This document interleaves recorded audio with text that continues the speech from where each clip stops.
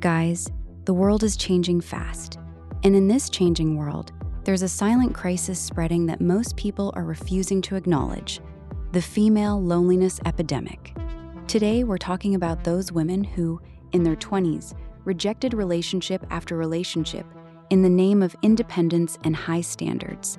They chased careers, freedom, and experiences, only to hit 30 and suddenly face a harsh reality that the internet calls hitting the wall.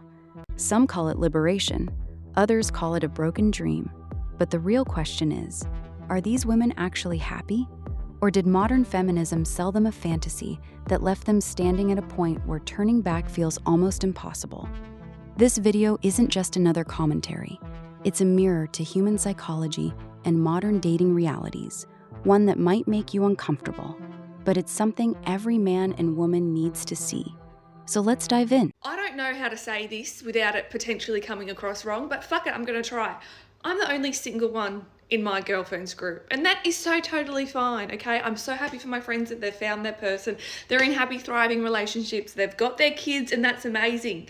However, I'm at that part in my life where I'm like, oh yeah, I could actually do with that. Like, I don't drink, I don't party, I don't do any of that stuff, and like I spend most of the weekend by myself.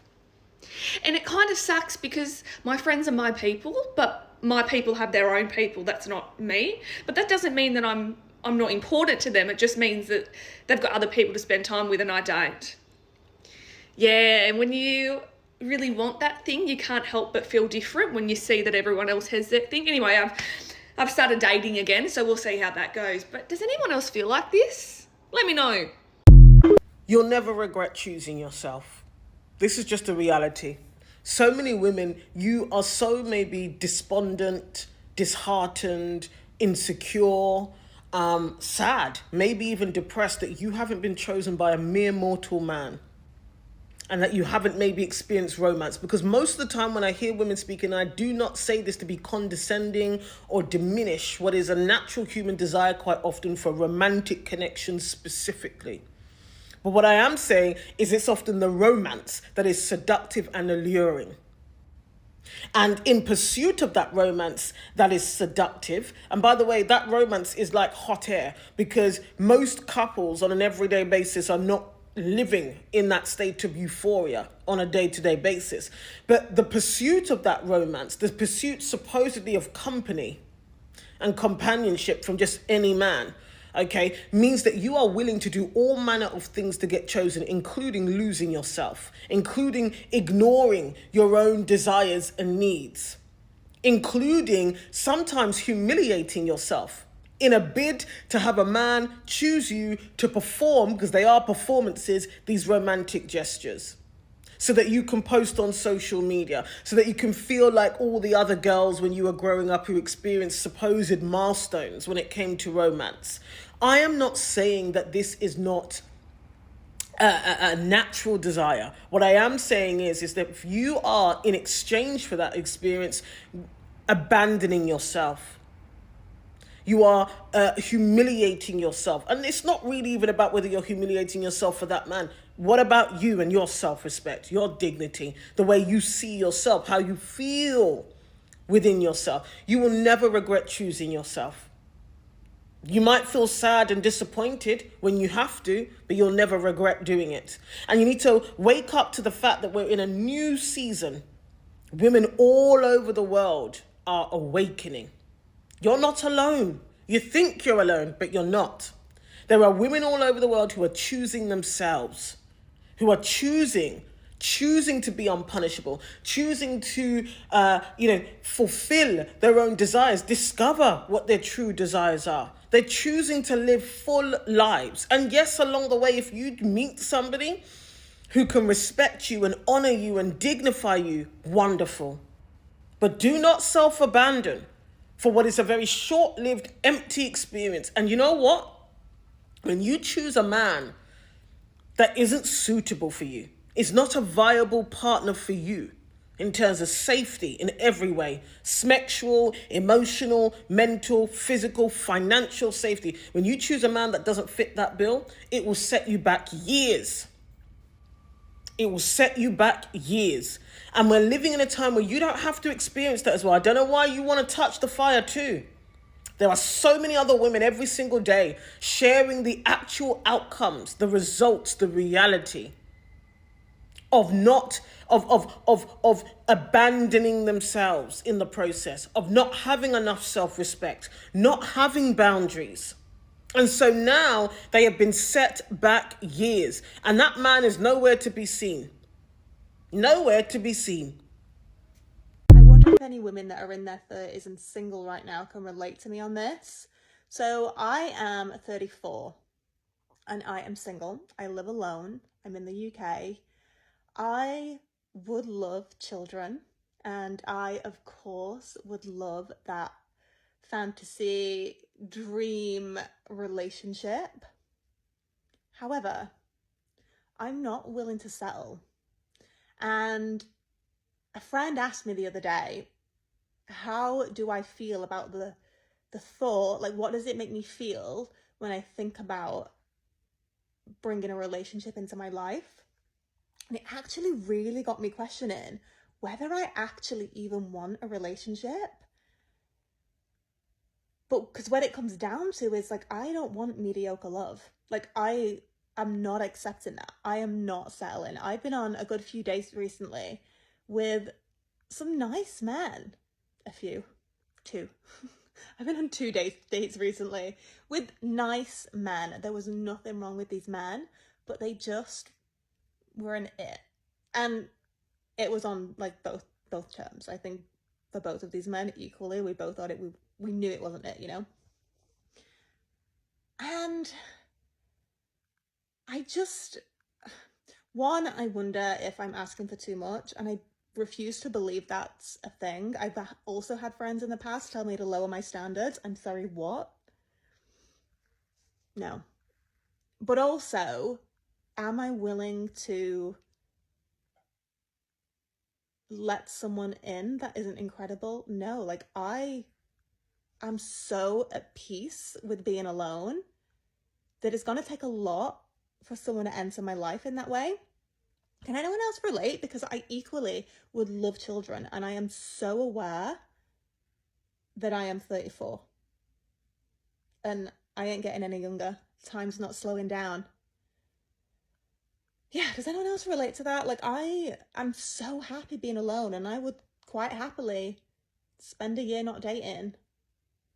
But I do really want a relationship, but not with a mediocre man. Like, does that make sense? Or is it just this climate at the minute? Like, are all men just mediocre? Like, dating apps are tragic, right? Yeah, I don't know. Let me know if you can relate. Has anyone else noticed that the single women of this generation are unlike anything I have ever or we have ever seen before? These are some of the most beautiful, stunning, stylish, like sexy women I have ever met, but they're also funny and kind and caring and ambitious and career driven, and they have the coolest lives and they have amazing hobbies. This generation of single women, they're gonna change the world. Like, I truly believe that. I'm single, I'm in my 30s, I own my own home, I live in Minneapolis. I have a lot of new followers in here, so I thought I'd introduce myself and tell you a couple of facts about me. The main thing you need to know right now is that I decided last October, for some crazy reason, to sign up to do a full marathon, which I have never done before, and that is in October. So I'm spending my entire summer training for that marathon. It's been a lot. As you can imagine, it's been a lot, but I've been really enjoying it. So a lot of my free time is spent running, and that's pretty much it. I have a dog, Mabel, who I can show you in a second. I'll put a picture of her over here. She's absolutely stunning. And yeah, I own my own home. I have 2 sisters. I make content. Just prior to all single content, I was making content about just my day-to-day life and how boring it really was. So yeah, I'm a quarter Japanese, which I think surprises a lot of people because I don't look it, obviously, but that's kind of all you need to know. Give me a follow if you don't already follow me. I am so happy to have so many new faces here, and yeah, welcome. Hitting the wall was a very real thing. I never argued with Kevin Samuels about that, because the reality is the older you get, the worse your options get. So by the time you get to said age and you look around and you realize what you're left with to choose from, and you realize it is either gonna be you dealing with somebody who you don't find to be attractive, somebody who come with a bunch of baggage, who got a bunch of problems, divorcees, bunch of kids. You realize you're dealing with somebody who they never got it together throughout their life, so they still don't have nowhere to stay. They still not financially stable, still jumping from job to job if they even got a job. You just realize you really don't have no options, right? And so now you're met with the wall, right? And either you get to choose at that wall if you're going to settle or you're going to just go ahead and hit it. I'm gonna go ahead and hit it. I'm gonna hit the wall. Listen carefully here, guys. The human mind is always chasing the best option. And today's social media has completely distorted what best even means. When these women say they don't want a mediocre man, they forget one important truth. Relationships are not built on perfection. They're built on compatibility. It's easy to label every average guy a loser or not good enough. But the harsh reality is this. When your standards get unrealistically high, you often end up alone. Because in the end, nobody is perfect. And the longer you chase an imaginary ideal, the more you push away real connection. Women over 35 have hit the wall. This is true and untrue at the same time, and let me explain why I say this, okay? For my professional expertise, I have worked with hundreds of women, and I have worked with a lot of women over the age of 35. Now, there's a group of those women who have absolutely no issues with dating. No issues with encountering men who want to be with them, who want to commit to them, who want to be serious about them. Then you have another group of women who have a very difficult time with those exact same things. Now, I want y'all to remember that. The thing that young women have on their side is youth. So women in their early 20s, mid 20s, you know what I'm saying? Even like this 20s period, but especially like the early and mid. They are young, they're supple, right? They're impressionable, right? They don't have certain baggage that older women have. And because of their youth, and especially because they're attractive, they don't have to be so smart, right? They don't have to have, certain levels of integrity. They don't have to have a high standard of character because they have youth on their side. And all of us as women have gone through this process of having youth on our side. So if you were to put a woman who is 25 in the same room as a woman who is 35, and these women have a lot of the same things, so maybe the same height, same weight, same physical appearance, so on and so forth. And both of those women have bad character, bad personality. Both of those women are not easy to be with. If a man had to choose, like, hey, I have to choose a woman, he's likely going to choose the younger one. However, let's go back to what I was talking about initially, where I said there are two categories of women over 35. One that has absolutely no issues with men. Men will still marry them. Men still want to be with them.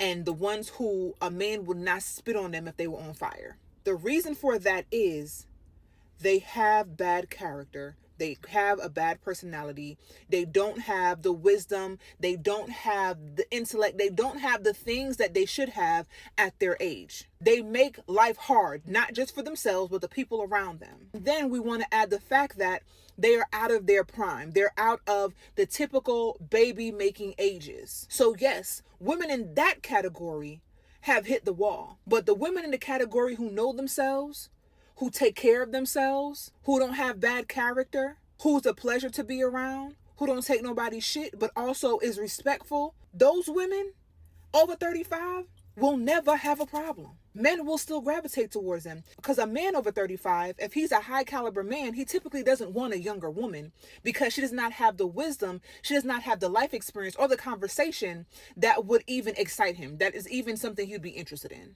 So ladies, if you're over 35 and you don't want to hit the wall, be a better person. Stay safe.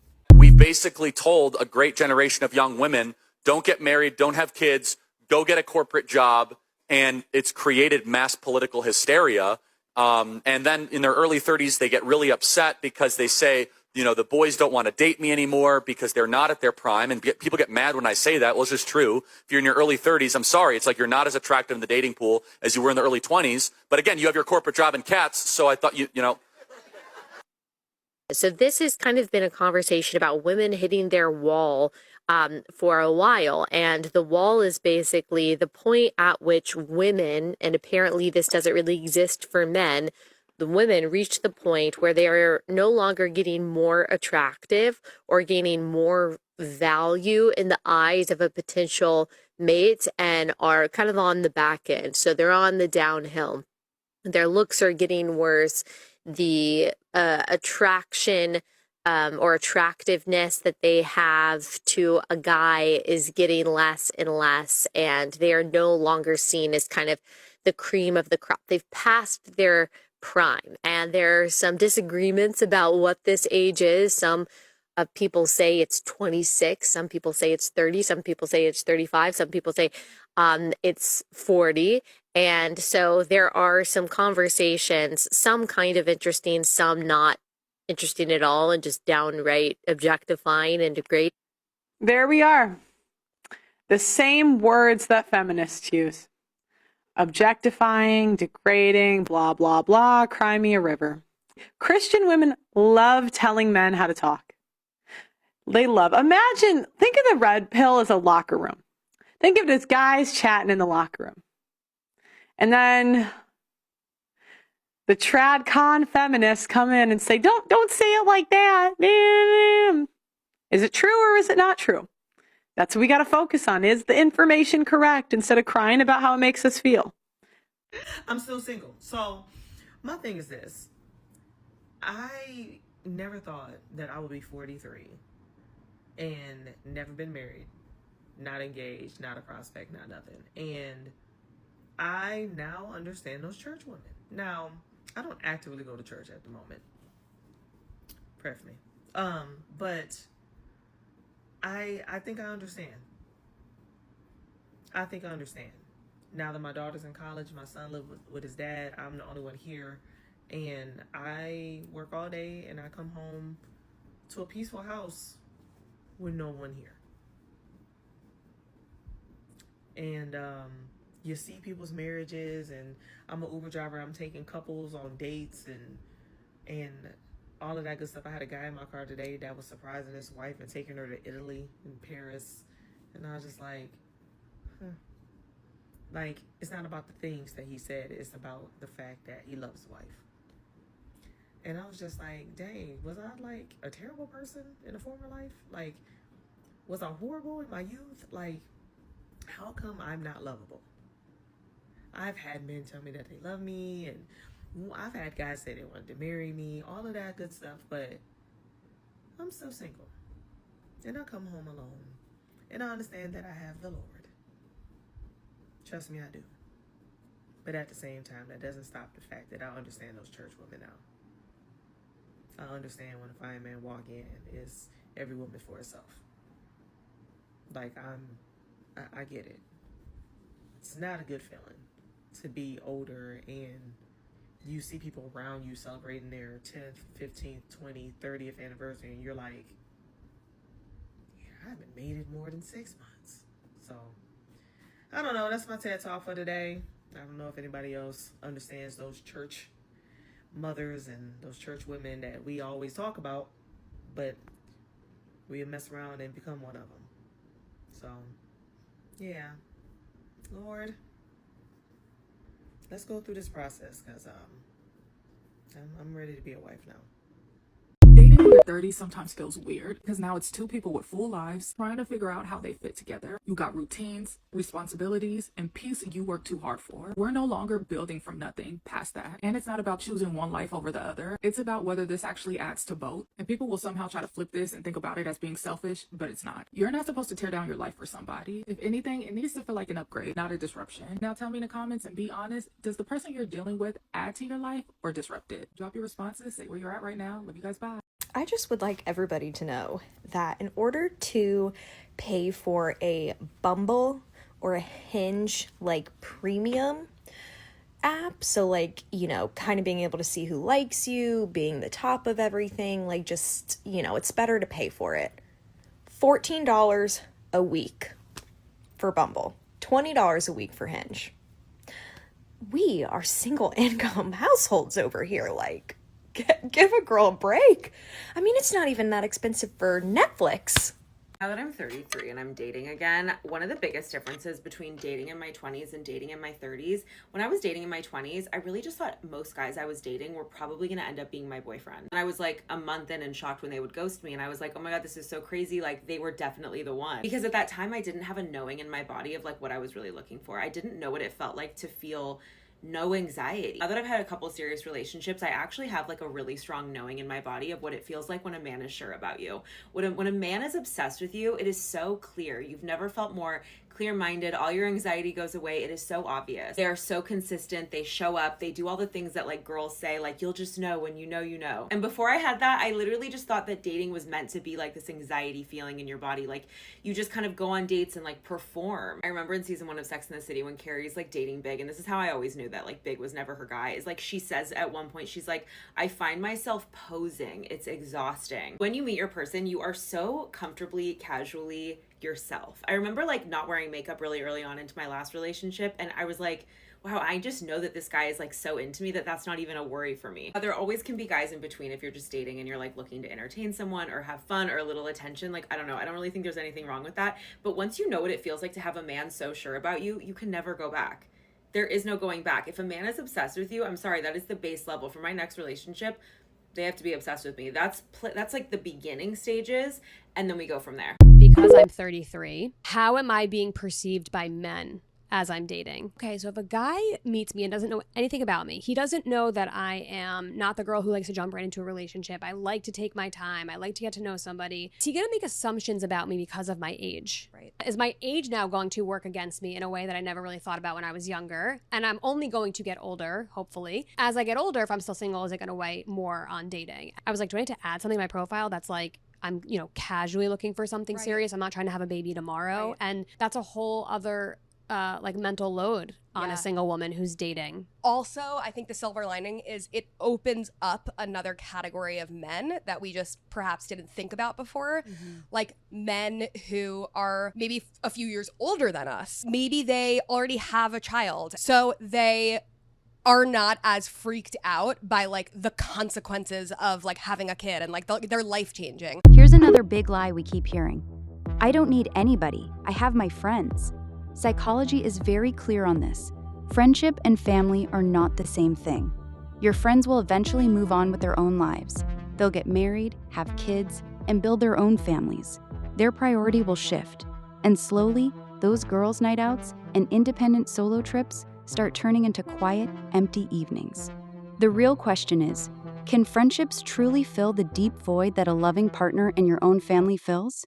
Think about it. Most single women over the age of 30 are not single because they're too picky or they're too intimidating. It's because they're just not easily adaptable into someone else's life. I talk a lot on here about how single people over the age of 30 get unintentionally infantilized in society. And I actually think this level of discernment that a lot of single people have is an advantage and makes us more adult in a lot of situations. We don't just jump from relationship to relationship. We really vet someone and we make sure that they fit into a life that we've already built for ourselves. Because once you do get into a relationship, you really have to compromise and meet in the middle for a lot of things. So when you have a strong sense of discernment, you really can go into the relationship knowing what you're willing to compromise on and where you have to stand your ground, ultimately helping you enter better long-term relationships in the future. If you are a single woman over 30 who is looking for some validation about the life stage that you're at, maybe all of your friends are married or have kids, follow along because I have plenty of takes like this. I am almost 30 years old and I've never had a boyfriend. That was a video I made back in March of this year.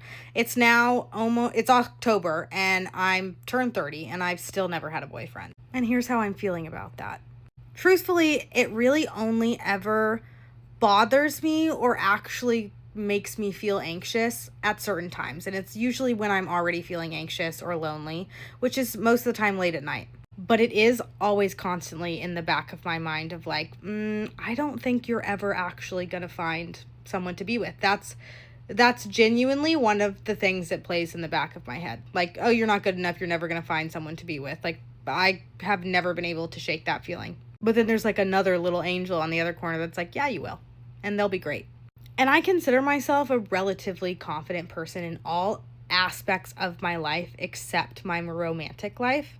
Because having a lack of male attention, as much as it does not matter to the value of who you are as a person, having a lack of it, like when I say I've never had male attention beyond someone wanting to sleep with me, I am 100% serious. I don't get hit on when I go out at bars. I barely get any likes on dating apps, which is kind of interesting.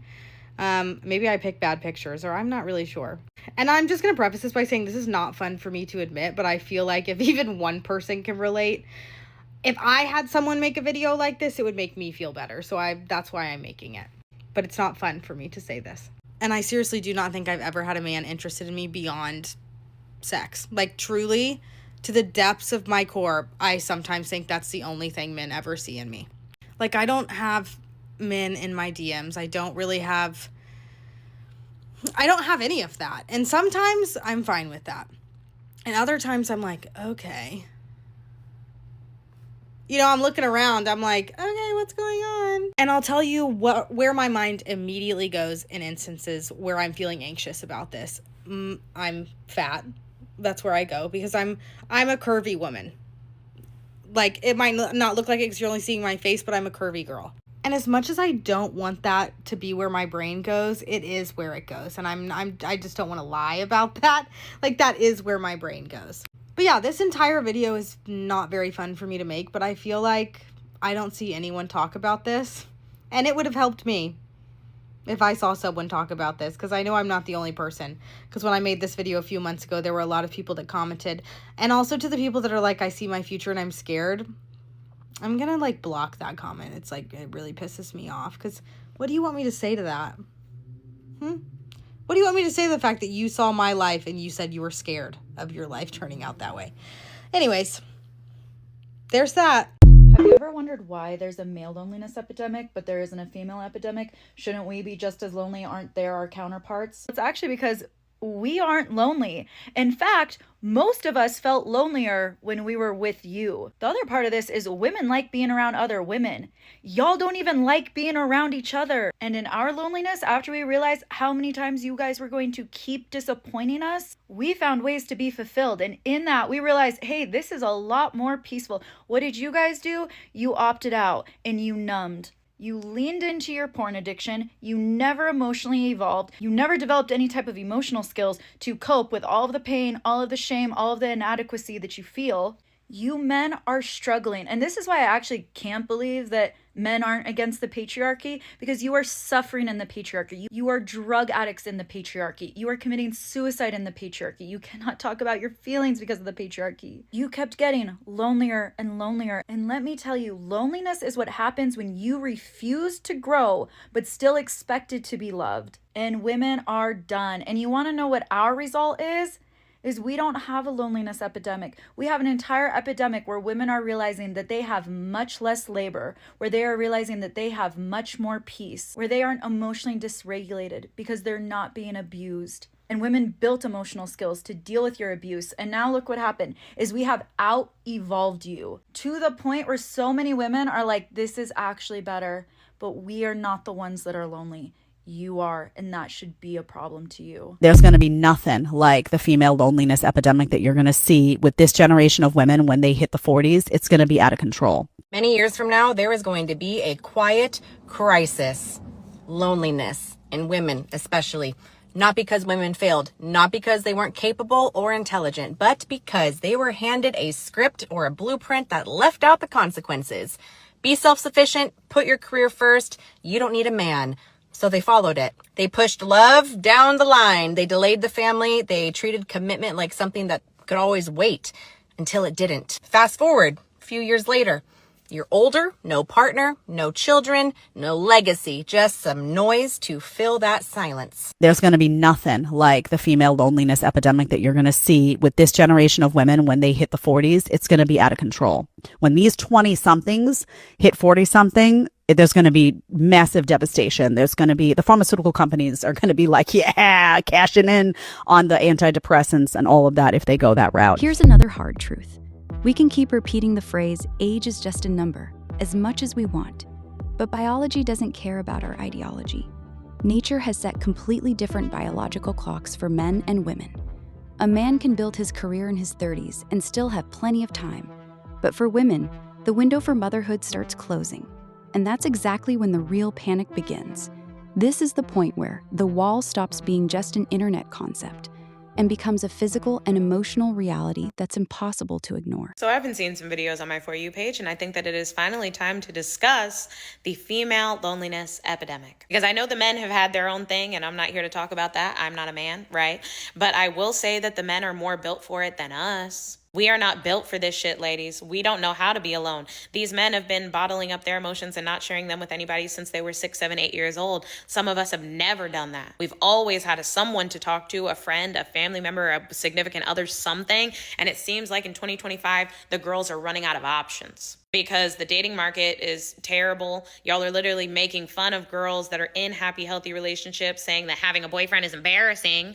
Miserables. And then y'all also don't have any friends, because anytime somebody reposts something that you disagree with, oh, that's how you feel about immigration policy, you're not my friend anymore. Now y'all don't have any freaking friends. Like, it's not gonna end well if your requirement for somebody to have a relationship with you is that they have to be on the exact same page with you 100% of the time. No one is. We are all people with our own thoughts, feelings, emotions, and ideas. And if you don't respect that in another person, then of course you're going to be by yourself. There's no one else that's going to fit that mold. Y'all have to learn healthy communication skills. You have to learn healthy relationship skills. Go to therapy if you need to, do something. But if you are sitting at home right now and you don't have 5 friends that you can call, no man, and your family members just don't get you, I promise the only common denominator in all of those scenarios is...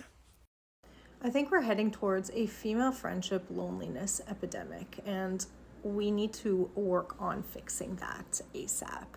I have heard and I've seen a lot of girls choosing not to have friends anymore, just being by themselves. Not because they necessarily want to do that, but because they've put in so much work and so much effort to try to make friends, build connection, find good friends, and then just seem to be disappointed every single time because there are no good friends out there. Or they end up getting just betrayed, hurt, or ghosted. A lot of women are just like, I'd rather be alone than have a terrible experience with a friend, which I completely understand. And this is on the same wavelength as the male loneliness epidemic.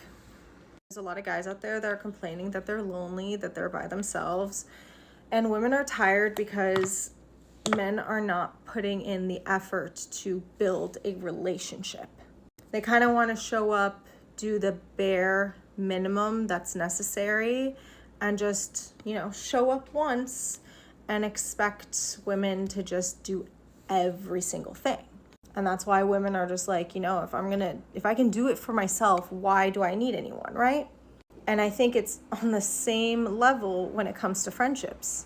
Just like there are men out there that want the perks of being in a relationship with a woman, have everything taken care of, but are not willing to commit, not willing to build that connection, not willing to put in the effort and show up more than bare minimum.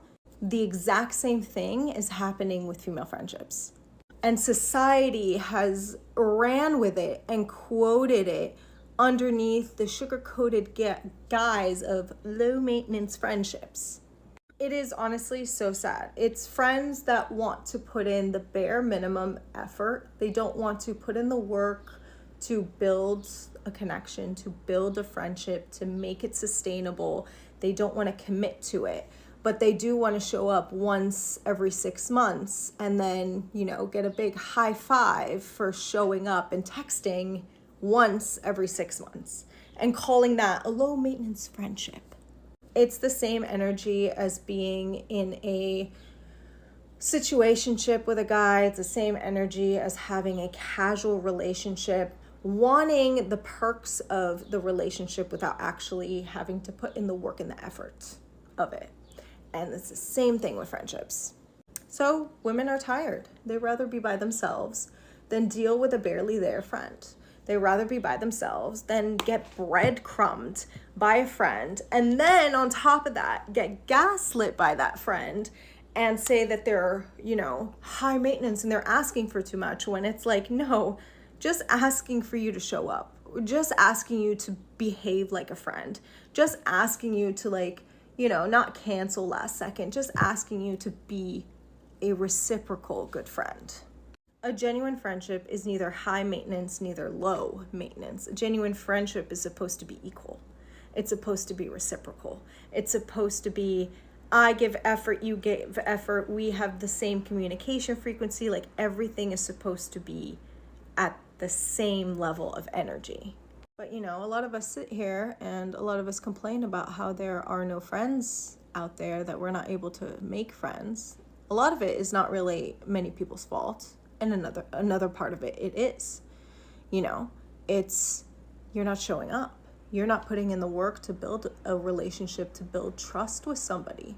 You just want to show up once every 6 months when it's convenient for you, when you are bored and lonely and you need something, you need a friend, you need someone to hang out with, you need a body to hang out with. And then you want to get a high five for that. You want to call it low maintenance friendships, and you want to make it seem like that is the right way to go, and that's like the right trajectory. When you want the perks of having a friendship, you want the community of having a friendship, you want the connectedness of a friendship, but you don't want to put the works in for it. And it's the exact same energy as an F-boy who wants the perks in relationship and to use a woman for everything that she has until she has nothing left to give, and then just be like, oh, but it wasn't that serious. It wasn't that serious. Like, come on, you guys. Do better. Look at what we've seen in these clips. It's usually the same women who end up in tears, the ones who spent years chasing that top 1% of men who never commit. This is a vicious cycle.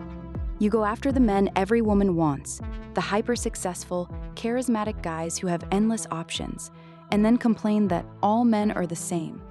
When you start labeling stable, good men as boring and toxic, dramatic behavior as exciting and passionate, the end result is almost always the same loneliness you're seeing in these videos.